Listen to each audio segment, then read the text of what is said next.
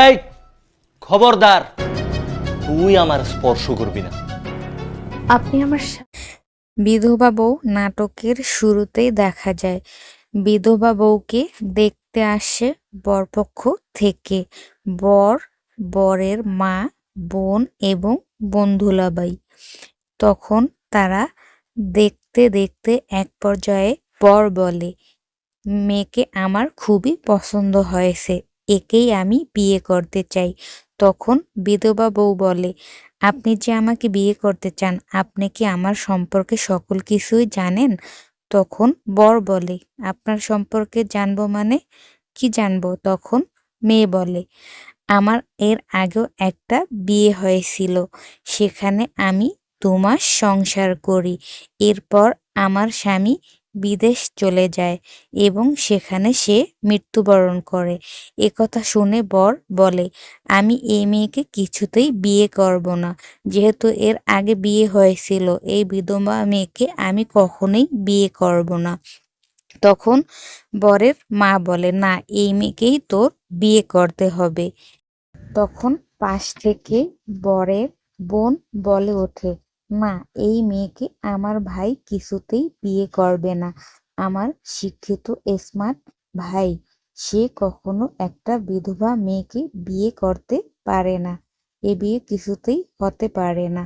তখন পাশ থেকে বরের মা বলে ওঠে, না, এই মেয়ে আমার বাড়ির বউ হবে, আর আমার ছেলের বউ যদি হয় কেউ তাহলে এই মেয়ে হবে।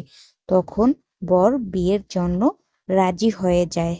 তারপর বউ এবং বরকে বাসর ঘরে দেখা যায়। বর আসলে বউ বিছানা থেকে নেমে উঠে দাঁড়ায়। তখন বউকে বর বলে, তোর বাপে যে টাকা দেওয়ার কথা বলছিল, টাকাগুলো কই? তখন বউ বলে, সেগুলো আমার কাছে। তখন বর বলে, সে টাকাগুলো তোর কাছে কি করছে? দে, এখনই টাকাগুলো আমাকে দে।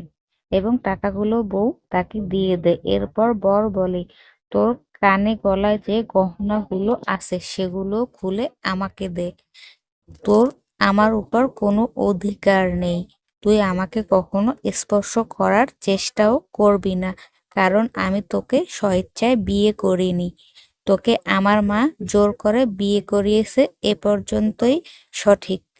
কখনোই তুই আমার কাছে আসার চেষ্টা করবি না। বন্ধুরা, এরপর কি হলো জানতে চাইলে অবশ্যই বিধবা বউ নাটকটি এখনই দেখে আসুন। আশা করি আপনাদের সবারই খুবই ভালো লাগবে নাটকটি, এবং এরকম আরও নিত্য নতুন নাটকের আপডেট পেতে আমার চ্যানেলটি সাবস্ক্রাইব করে অবশ্যই সাথে থাকবেন।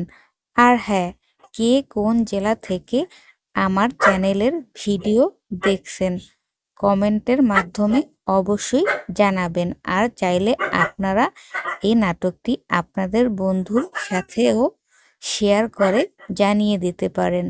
এতক্ষণ সবাই আমার সাথে থাকার জন্য সবাইকে অসংখ্য ধন্যবাদ। আসসালামু আলাইকুম।